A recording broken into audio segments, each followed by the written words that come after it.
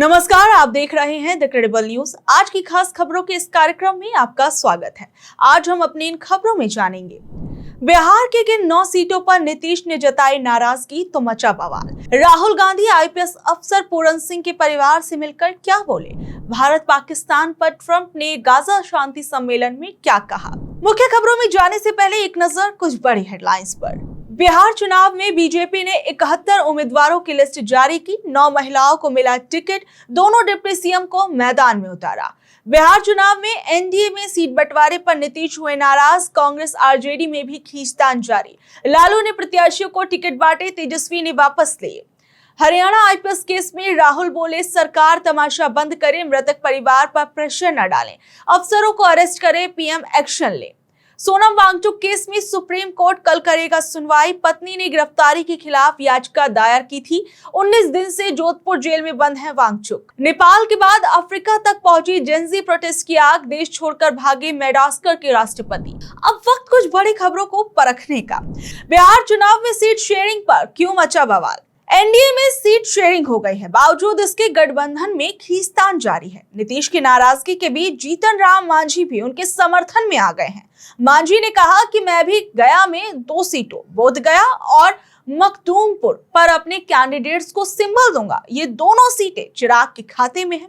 वहीं कहलगांव सीट को लेकर भागलपुर सांसद ने विरोध जताते हुए अपना इस्तीफा नीतीश कुमार को भेजा था, जिसके बाद बीजेपी ने ये सीट छोड़ दी। इसके साथ ही काराकाट सीट से भी भाजपा ने जदयू के लिए सीट छोड़ दी, यानी कहलगांव और काराकाट दोनों सीटें अब जदयू खाते में हैं। सूत्रों के अनुसार मुख्यमंत्री नीतीश कुमार 9 सीटों के बंटवारे से नाराज बताए जा रहे हैं। जदयू ने इन सीटों पर बीजेपी से फिर से विचार करने की मांग की है।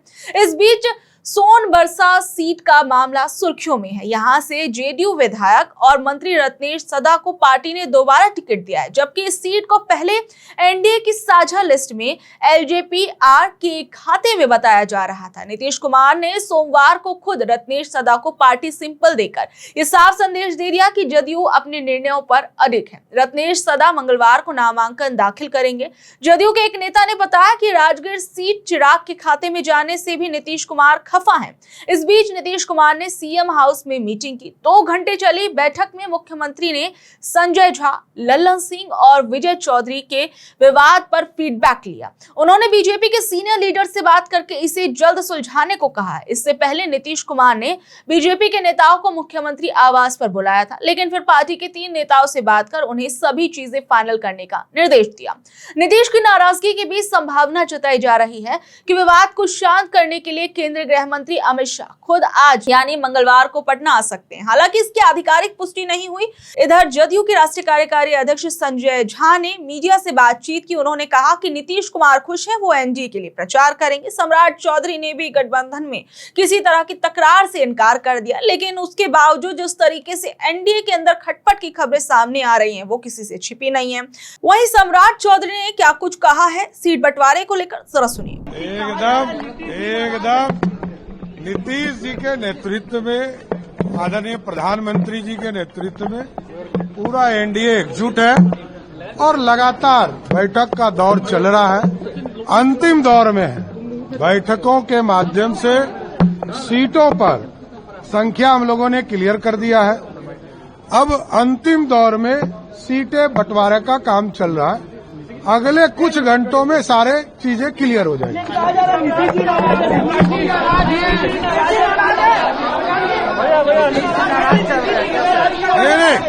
अरे नीतीश जी हम लोगों के नेता हैं और नीतीश जी पर पूरे बिहार की जनता का फोकस है।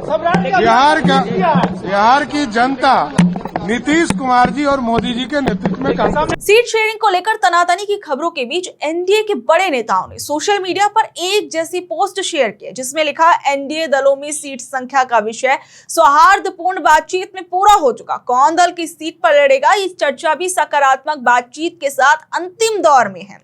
डिप्टी सीएम सम्राट चौधरी, मंत्री नितिन नवीन, लोजपा आर के अध्यक्ष चिराग पासवान, राष्ट्रीय लोक मोर्चा के अध्यक्ष उपेंद्र कुशवाहा जैसे कुछ नेताओं ने ये पोस्ट शेयर की है। है। हालांकि जदयू और हम में से किसी भी नेता ने ये पोस्ट शेयर नहीं किया। तो अब आप मामले की गंभीरता को समझ सकते हैं। टिकट कटने की चर्चा के बीच जेडीयू के विधायक गोपाल मंडल समर्थकों के साथ सीएम हाउस के बाहर धरना देने बैठ गए। उनका कहना है कि उनकी टिकट काटने की साजिश हो रही है और सीएम हाउस में कुछ लोग बैठे हुए हैं जो उन्हें बेटिकट करना चाहते हैं। भागलपुर से जेडीयू के विधायक अजय मंडल ने सीएम नीतीश कुमार को अपना इस्तीफा भेज दिया। अजय मंडल ने अपने इस्तीफे में लिखा, विधानसभा चुनाव में टिकट बंटवारे में मेरी सलाह नहीं ली गई, इसलिए मैं अपने पद से इस्तीफा देता हूं।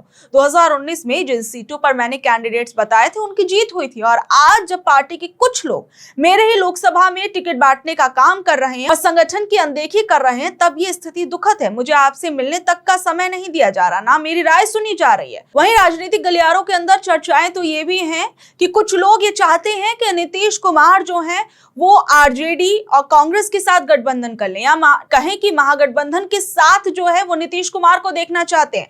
वहीं अशोक चौधरी वो कह रहे हैं कि हम सभी 5 दल मिलकर चुनाव लड़ रहे हैं, ये शाम तक तय हो जाएगा, चर्चा चल रही है। वो क्या कुछ कह रहे हैं सीट बंटवारे पर, वो भी सुनिए। बड़ा होने वाला है, कुछ बड़ा होने वाला, क्या बड़ा होने वाला है? नहीं, आई डोंट थिंक सो कि कोई बड़ा होने वाला है या कोई ऐसा कोई नहीं है। हम लोग पांचों साथ मिलकर के चुनाव लड़ेंगे। होता है ना कि हर पॉलिटिकल पार्टी के लीडर के पास वर्कर्स होता है, व्हेन ही फील्स हो जाता है, चल रहा है। I think it will get resolve today, by today it will get resolve. कब तक उम्मीद की जाएगी? शाम तक हो जाना चाहिए। तो 4-5 बजे तक हो जाना चाहिए। 4-5 मतलब लोग बात कर रहे हैं। We are hopefully we are thinking कि आज शाम तक रात तक हो जाएगा। केंद्रीय मंत्री राजीव रंजन उर्फ लल्लन सिंह जो हैं वो क्या कुछ कह रहे हैं उम्मीदवारों को लेकर, इस पूरी लिस्ट को लेकर, जरा सुनिए। हम लोग को आश्चर्य लगता है कभी कभी, महागठबंधन के नेताओं को चुनाव लड़ना है तो चुनाव लड़े जनता के समर्थन के लिए। इस तरह के जो भ्रम और गलत प्रचार जो करवाते हैं ये गलत है। और इसलिए हम लोग कहते हैं कि महागठबंधन और पूरा जो पुराना यूपीए है वो महागठबंधन नहीं है, ठग बंधन है, ठगों का जमात है। जिनको नहीं पता है कि इस पार्टी में नीतीश कुमार जी की सहमति के बिना एक कदम आगे कोई नहीं बढ़ता है, तो सीट शेयरिंग से लेके एक सीट के बंटवारे तक हर बात नीतीश कुमार जी की जानकारी में है और उनकी सहमति से है। अब इन लोगों को चुनाव में जनता का समर्थन मिल नहीं रहा है, तो जनता का जब समर्थन नहीं मिल रहा है तो इसी तरह का दुष्प्रचार करेंगे। कहेगा नीतीश कुमार जी नाराज होंगे, इस पार्टी के सर्वा वो हैं और पूरा एनडीए नीतीश कुमार जी के नेतृत्व में एकजुट है और पूरा नीतीश कुमार जी के नेतृत्व में चुनाव लड़ेगा। राहुल गांधी आईपीएस अफसर पूरन सिंह के परिवार से मिलकर क्या बोले? कांग्रेस नेता और सांसद राहुल गांधी आज हरियाणा के आईपीएस अधिकारी वाई पूरन कुमार के परिवार से मिलने पहुंचे और चंडीगढ़ में वो पहुंचे। पूरन कुमार ने पिछले हफ्ते कथित तौर पर खुद की जान ले ली थी। राहुल गांधी ने इस घटना को दुखद बताया और कहा कि हरियाणा के मुख्यमंत्री ने 3 दिन पहले परिवार से स्वतंत्र और निष्पक्ष जांच और कार्रवाई का वादा किया था, वो अब तक पूरा नहीं हुआ है। उन्होंने कहा कि ये साफ है कि अधिकारी को कई सालों से योजनाबद्ध तरीके से तंग किया जा रहा है। राहुल गांधी ने चिंता जताई कि इस घटना से देश के करोड़ों दलितों को ये संदेश जा रहा है कि चाहे वो कितने भी सफल हो, दलित होने के कारण उन्हें दबाया जा सकता है। वहीं इसे लेकर राहुल गांधी ने आज क्या कुछ कहा, जरा सुनिए। ट्रेजेडी हुई है, सरकारी ऑफिसर हैं और चीफ मिनिस्टर ने इनको कमिटमेंट दिया है, पर्सनली कमिटमेंट दिया है कि वो कार्रवाई शुरू करेंगे, फ्री एंड फेयर इंक्वायरी करेंगे और एक्शन इनिशिएट करेंगे। 3 दिन पहले कहा था, हरियाणा के चीफ मिनिस्टर ने कमिटमेंट दी है और वो कमिटमेंट पूरा नहीं हो रहा है। और इससे जो इनकी 2 बेटियां हैं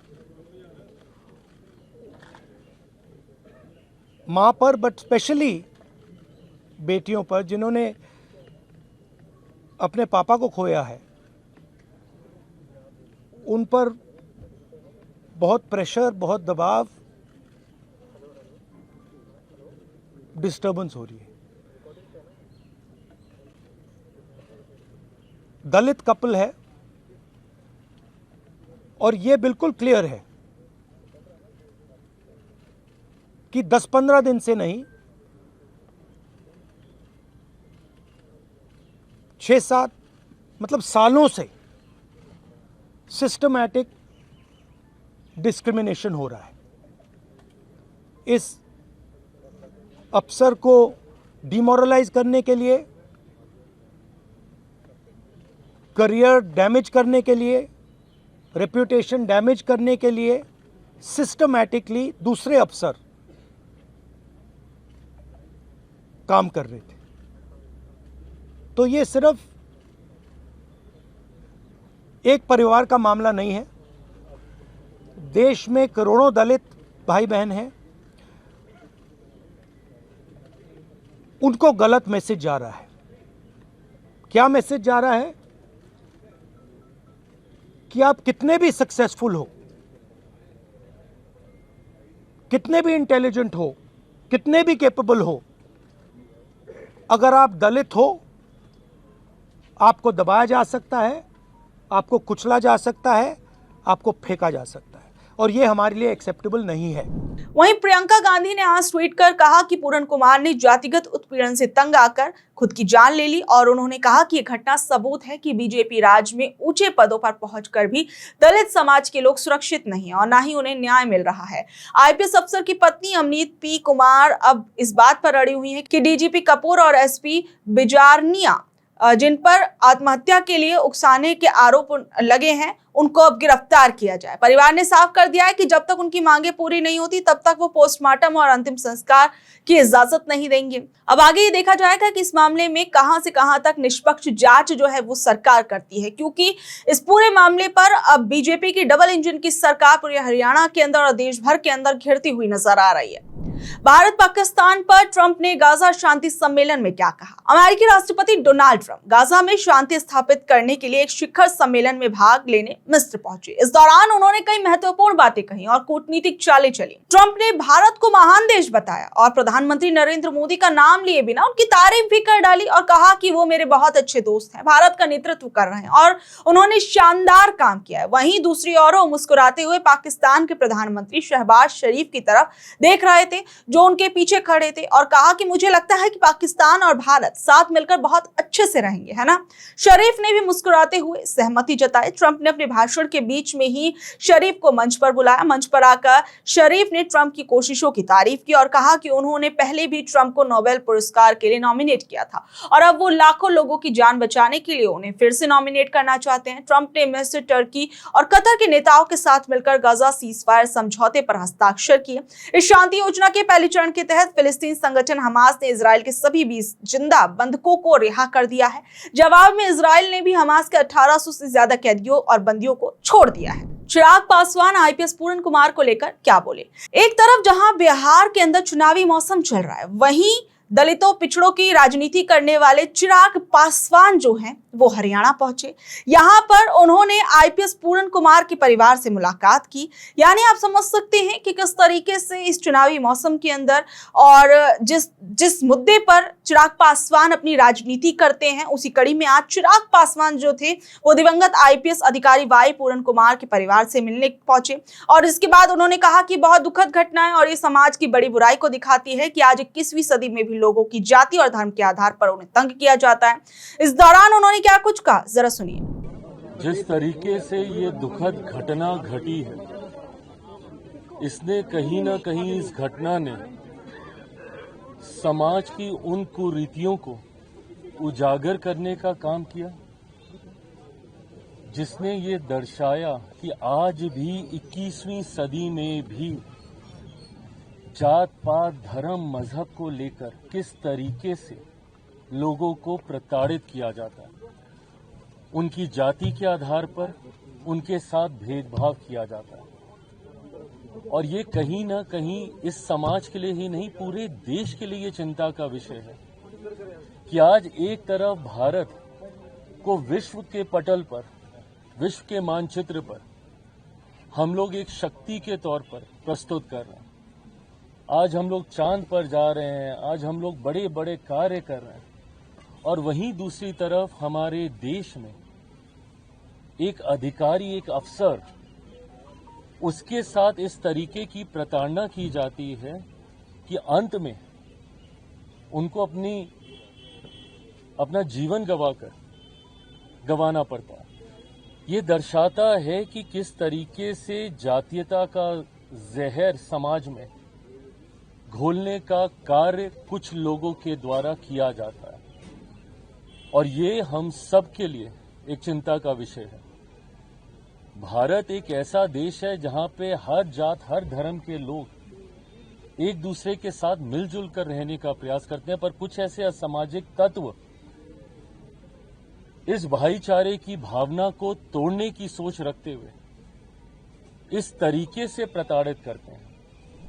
बहरहाल आज जो कुछ भी चिराग पासवान ने कहा, ये उसी सरकार के अंदर हुआ जिस सरकार का हिस्सा खुद चिराग पासवान और उनकी पार्टी है। तो बहरहाल अब ये भी देखा जाएगा कि पूरन सिंह के मामले में क्या कुछ आगे निकल कर आता है। तो ये थी आज की खबरें। कल शाम 7 बजे फिर हाजिर होंगी अगली खबरों के साथ। अगर आपको आज की खबर अच्छी लगी, जानकारी भरी लगी, तो इसे अपने दोस्तों, रिश्तेदारों से शेयर कर ले। कल तक के लिए नमस्कार, शब्बा खैर, गुड नाइट।